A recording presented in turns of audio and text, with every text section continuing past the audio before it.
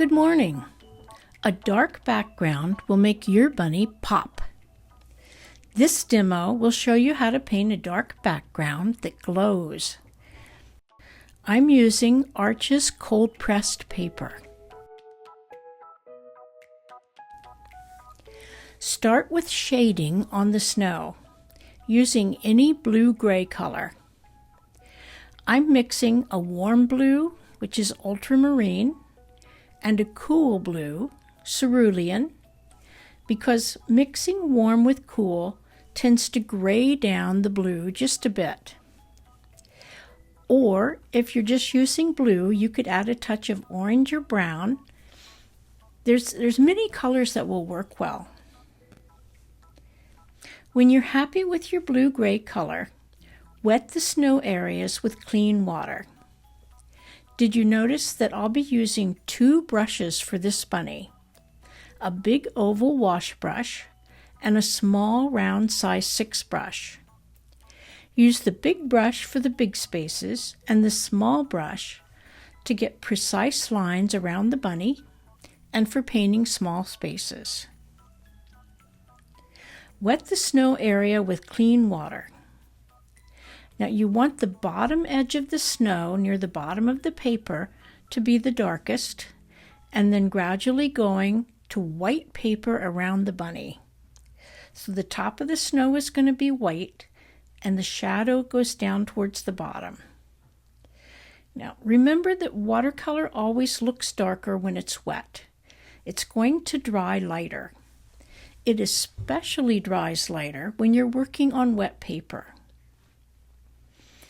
Use the big brush to lay the color about where you want it. And then you can use the small brush, just damp, to soften the edges and move the paint. Knowing how much paint and how much water to use is something that just takes practice. For the smaller areas at the top ones are darker near the outside edge of the paper, and the one above the bunny is just darker at the bottom and lighter at the top. My paint isn't spreading much, so I'm using the small brush to rub the edges to blend. If you have too much color, you can use a paper towel or a thirsty brush, that's a wet brush you've dried off, to lift off some of the excess color. If you don't have enough color, you can add more while it's still wet. Don't sweat your first washes too much. It's easy to add more color later or wipe off some of the color for a lighter area. Then dry it well. Second, we're going to do a layer of light green. Now make sure the pencil lines on the trees are plenty dark, because we're going to put the light green over everything but the snow and the bunny.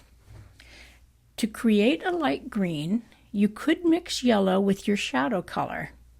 You're also going to want to have some of the blue and the yellow available. The goal for this wash is to paint the background light green with pleasing variations of color, while going around the bunny and the white areas. Now, colors that you mix on your palette are often going to look flat and overmixed. Like my green, it's okay, but it has no variation. Use your big brush for this wash and work wet. Dip your brush in your green and then, pick up a little bit of yellow and keep painting, or pick up a little bit of the blue and keep painting. If you work wet enough, the colors you're putting on will mix together on the paper just enough to give you that beautiful watercolor glow. The key is to use a big brush, enough water, and not too many brush strokes. That will give you the best results. I know I make this look easier than it really is, but keep practicing. You'll quickly get the hang of it. I'm working wet enough that the paint is pooling up around the edges of the paper, but It's also creating soft blends of blue, yellow, and light green. That's what you want. When you get near the snow areas or the bunny, switch to the smaller brush. Now you may ask, what's the point of painting all the background with light green when you want it dark green? With transparent watercolor, working in layers from light to dark is going to give you the best results. Your painting will look more like a lush, juicy watercolor painting than something you colored with crayons and filled in each area with a different color. Most of these light green areas are going to be covered with darker green, so it's hard to make a mistake. That makes practicing less stressful. Before you dry it, be sure you wipe the excess water off around the edges. Our third wash is going to be dark green. Now I'll post a few different ways you can mix a really dark black green in the written instructions. I'm starting with the ultramarine blue and adding some gold to make it green. Now I'm also using some perylene green, right from the tube, for the darkest value possible. Now that's dark. I'm also pulling out a small puddle of just the ultramarine blue. So here's our variety: blue, green, and dark green. To paint the dark, I'm going to switch to the small brush. Start with the baby tree on the left. It doesn't have to have a great shape because you can always tweak it once you get the dark green on. I'm going to try to add a lighter bit somewhere, like on the right side of the bunny. So I'm going to paint that on so I don't forget to leave it there. Use your small brush.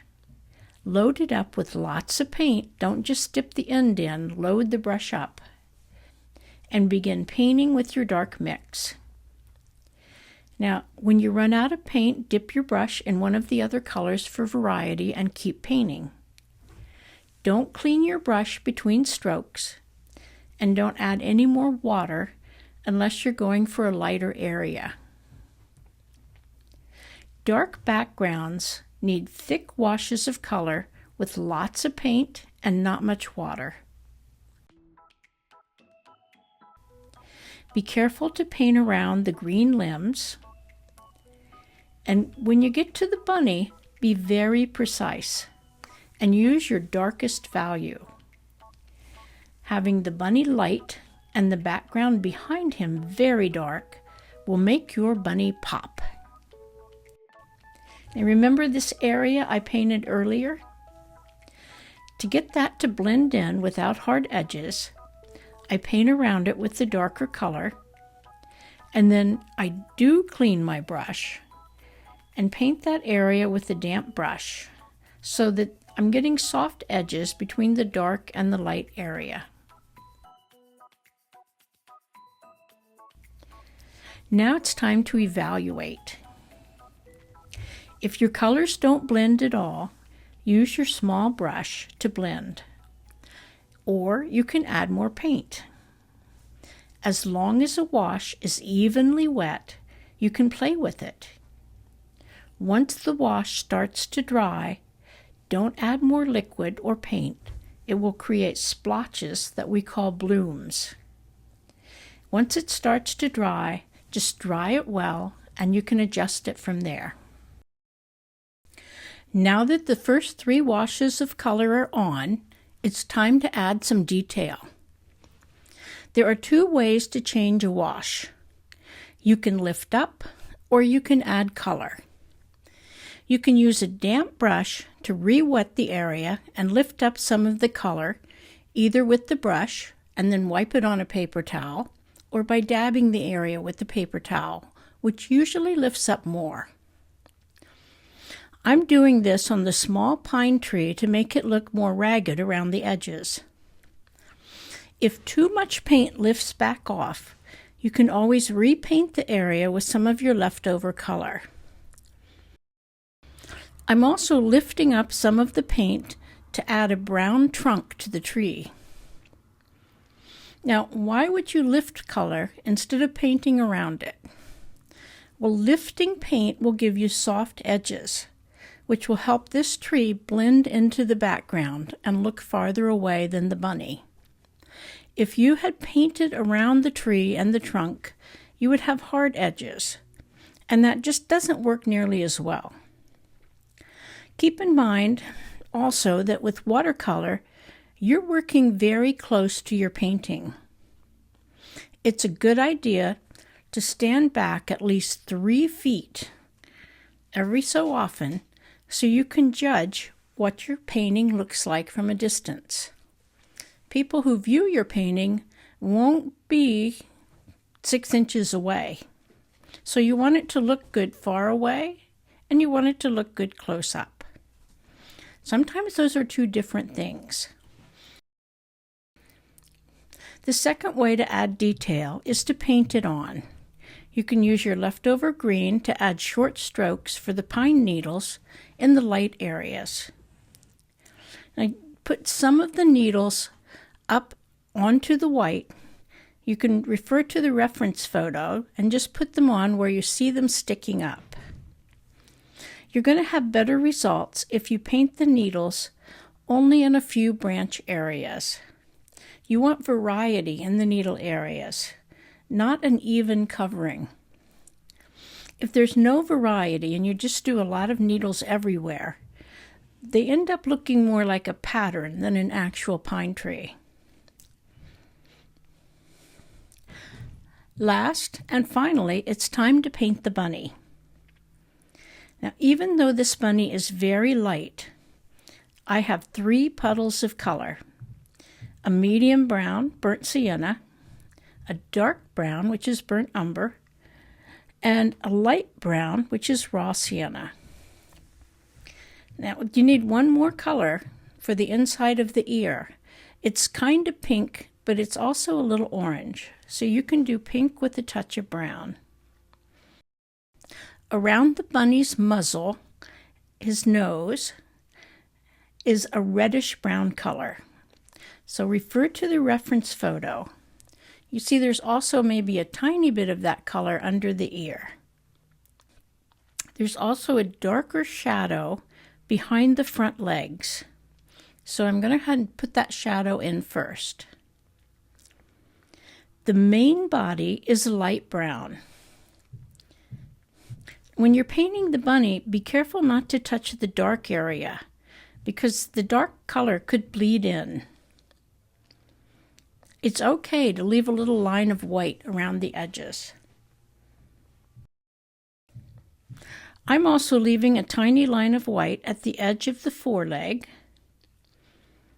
and there's more white fur on the front of the muzzle, under the chin, and around the eye. I know these are very small areas, so if you think it would give you better control, feel free to switch to a smaller brush or even a watercolor pencil. The eye is dark brown, and you could use an ink pen for this if you'd like. And there's also a dark line just under the nose. Now that the basic washes are on, you can add a little bit of detail to your bunny. I add a few darker areas on the body and head where I see them on the reference photo. They're not a lot darker, just a little bit. You need to adjust your values until they look good. I like detail, and I like adding just a few lines to suggest fur, but don't overdo it. If your bunny is still damp, you can even do a few fur lines with a pencil. Once you draw on a damp wash, the paint fills in and creates a darker line. You want the finished bunny dark enough that the white fur stands out, but he's light enough that he pops forward from the dark background. Time for our last evaluation. This is the time when you can darken areas by adding more color, or lighten areas by re-wetting and lifting. I'm not happy with my snow, so I'm going to give that a little more color. You can also use opaque white to add white areas to your snow, the bunny's fur, or a white dot in the eye. Well, that's it. Pulling off the tape, and here's my bunny. I hope your bunny turns out great in its own unique way. Everybody's art is different, so take pride in what you paint. And happy painting!